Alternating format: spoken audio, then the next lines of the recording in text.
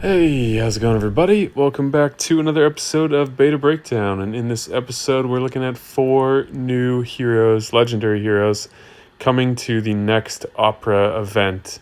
I haven't looked at the calendar for March yet to know exactly when that's going to be, but I imagine it's coming up sometime this month, perhaps very soon. And there will be 4 new heroes entered. If you're getting frustrated with Empires and Puzzles, let me just say that Gemstone Legends probably has the things you're looking for. They have a mercy system that guarantees a legendary hero after a certain amount of pulls, and we're not just talking about a weak legendary hero from a pre-selected list. They have a wish list that you can put any hero in the game on to boost your chances of pulling that specific hero. They take into account player feedback, and many of the changes that have gone live in the game were based on player feedback or were player suggestions to begin with. They're even going to give you a free $50 starter bonus just for downloading from one of the links in the description. If the earlier stuff somehow wasn't enough, you can be a hero in Wars even just using rare heroes only. They have tons of events that allow you to earn free 10 pulls and other very usable high value stuff. Gemstone Legends really has a lot going for it, so come check it out if you're curious to see why tens of thousands of people have left Empires and Puzzles to come play. This seems to be one of the events that they are prioritizing lately.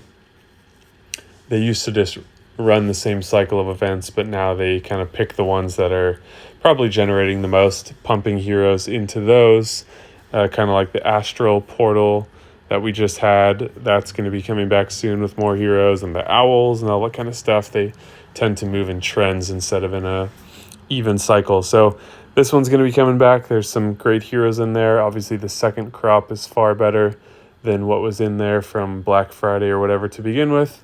And let's see what these 4 look like in comparison to those.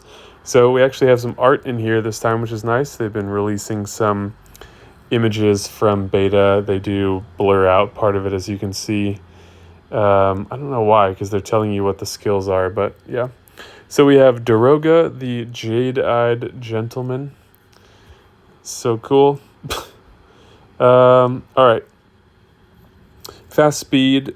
Green Monk, attack 1009, defense also 1009, HP 1462, very strong.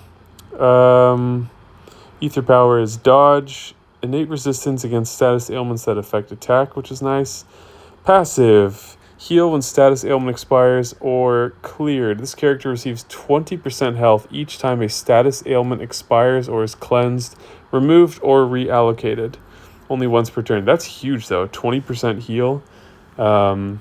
Each time that happens could be 400 plus HP just for something good already happening, which is an ailment not being on you anymore or you being able to cleanse. So let's see what we're doing here. Deals 465% damage to the target. The target receives 1,512 bleed damage over 3 turns, and it spreads. Wow. All allies get plus 45% attack. Okay. So it's not 465 to the target and nearby, which would be totally overpowered, but fast speed, decent snipe, considering how high the attack stat can be with a base attack of 1009. That's a substantial amount of bleed damage, considering that it spreads as well. And then boosted attack. So the other heroes we've seen with the spreading ailments, we now have poison from Rain in the Clash of Knights. We have fire from D'Artagnan in the Musketeers event. And then now we have Daroga with sand. So we have all the different, well, we don't have water damage yet.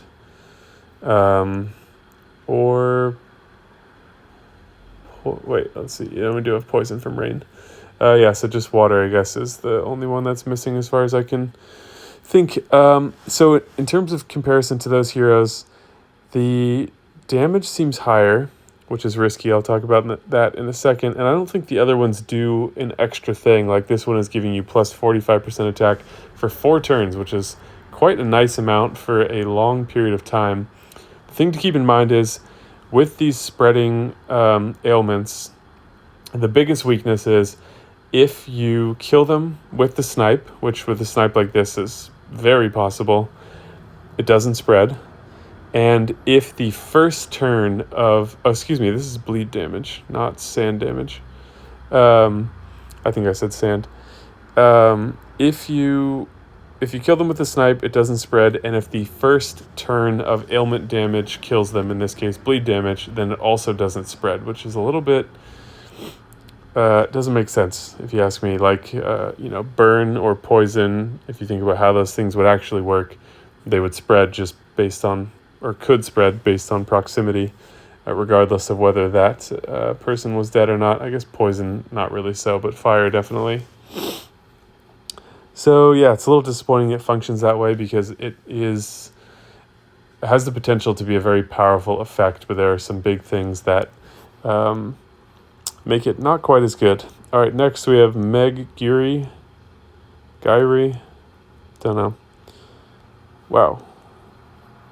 So 14, 62, 18. So attack 859, defense 931, HP 1833. So built much tankier than the last one, who had a lot higher attack, but also higher defense, but she has considerably higher HP.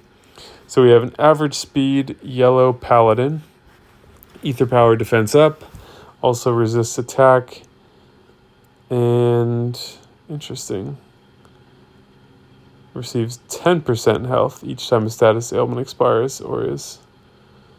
That's weird.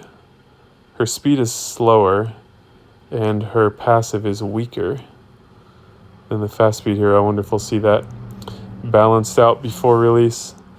All right. Deceptive Small Talk. That's not a good name. Cleanses the latest status ailment from all allies and gives it to a random target on the enemy team. So not only are we cleansing first, which is a very great ability, there are not many heroes that do that, but the ailments are reallocated, which is pretty awesome. Keep in mind that the way that's functioned in the past, it reallocates them with however many turns are left. It doesn't like take a 3-turn ailment that has 1 turn left and reallocate it at 3 turns. It would just be that one. So just want to mention that because I don't know that everyone is thinking about it that way, and it's important to think about it that way. All cleansable status ailments are uncleansable for all enemies. All cleansable status ailments are uncleansable for all enemies for the remaining turns of the status ailment. That's pretty nice. All allies get plus 60% defense. So what do we think here? Average speed, cleanse and reallocate.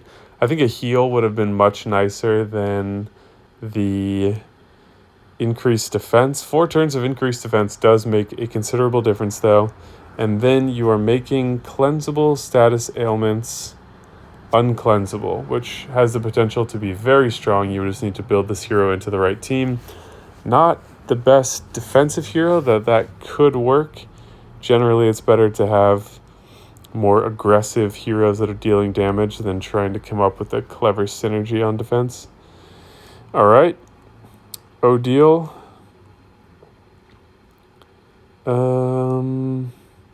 Fast speed purple rogue, attack 990, defense 871, HP 1625, kind of in the middle of the first two.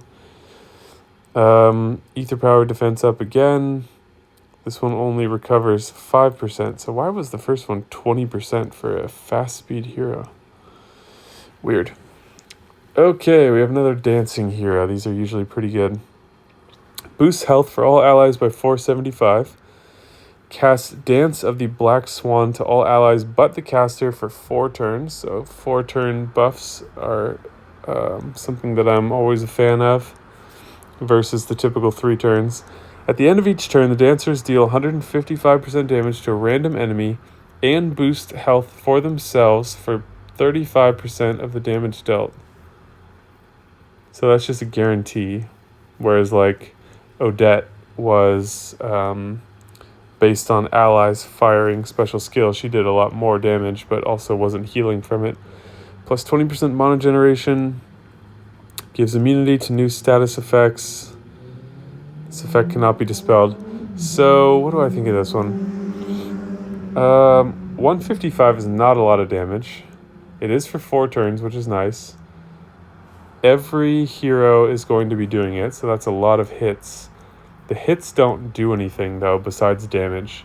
Cutting mono would be way too strong, but they could give a small ailment or something, or, give them the ailment of making other ailments uncleansable, something like that. That's probably too strong as well, though. So 155, they do heal, so that is very good. The caster gets nothing. They also get boosted health right away. So it's a lot of healing, not a lot of damage. Wouldn't be too hard to come back from that. And it's not, those hits aren't doing anything. Increase mono generation. Yeah, a good hero, nothing crazy, but quite strong. All right, last one, Von Rothbart. Wow. Quite the costume there. All right, average speed, purple sorcerer, attack 966, defense 885, HP 1656. Ether power, special boost, which I think is the special skill damage boost. Not different passive. This is 10%. These are just all over the place. I don't get it. That 20% must have been an error, because that seems really good. Caster gets plus 40% attack for 4 turns. Deals 320% damage to the target. The damage and the amount of enemies targeted will increase based on ally attack buffs. Okay, interesting. This is a new mechanic. If at least 2 allies currently on the battlefield, it's a weird phrasing, have attack buffs, the damage will increase to 360 and it will target nearby. So this is average speed. So 360 to target a nearby is not anything unheard of at average speed. An attack boost first is great, but keep in mind that other allies need to have attack boosts active from a different hero entirely, because this hero is not doing that, just to get up to a level of damage that we've already seen. So what else are we doing? If all allies currently on the battlefield have attack buffs, the damage will increase to 400% and it will affect all enemies. Defeated allies are not considered to be on the battlefield. Okay. Very strong. Early on. So if you can run another hero, ideally another purple hero that boosts attack, like Belladonna, Costume Regard, Nyx would work. I'm sure there's plenty others that I'm not thinking of. If you can do that, then you're doing 400% damage to all enemies with whatever attack boost you have. So that is significant. That's going to be a huge amount of damage. As soon as one hero on your team dies, you're doing now 360 to target and nearby, assuming the attack buff is still active. So this, oh man, where would this be good? Not great on defense, unless it's a flank with a tank that's boosting attack, but that just seems like too many pieces to get right. So this is an attacking hero that if you can make the right synergy, keep in mind it's average speed, which can be trickier to fire, but say you have like Costume Panther or Costume Demetia or Nyx. Nyx would be great actually, because at the 9-tile charge, she's boosting attack for all allies and giving decreased defense to all enemies. So this hero with Nyx would do, Nyx from the 6-tower event, would do huge damage. 400% damage with decreased defense and boosted attack could potentially approach 1,000 damage, if not more. Really depends on the hero's stats, whether you're double limit broken, whether they're double limit broken. There's a lot of things to factor in. And then if you put like Sergei on that team as well to give, so then you'd have decreased regular defense, decreased defense against Dark, or if you did Panther in there, there's the potential to get some absurd damage out of this, but you can't have any dead heroes on your team, and and you need to have certain synergies. So yeah, that's interesting. It's going to be a hero that is more powerful in a more powerful roster. But anyways, this is what we have coming up. Let me know which you think is the strongest. If you think these heroes are a lot stronger than the ones in the portal already, they seem to be going up in power each time. Like Phantom of the Opera was a very good hero when he came out in the Black Friday portal or whatever that was. Yeah. And then, oh god, I can't remember all these names. The yellow one, Fast Speed, does another dancing thing, but the dance is better than Phantom of the Opera, and her speed is faster. She was very popular for a while, isn't seen as much anymore, but whatever her name is, she seemed to be a step up, and there's a number of good heroes in there. So let me know who you think is best. All those kind of thoughts, share below.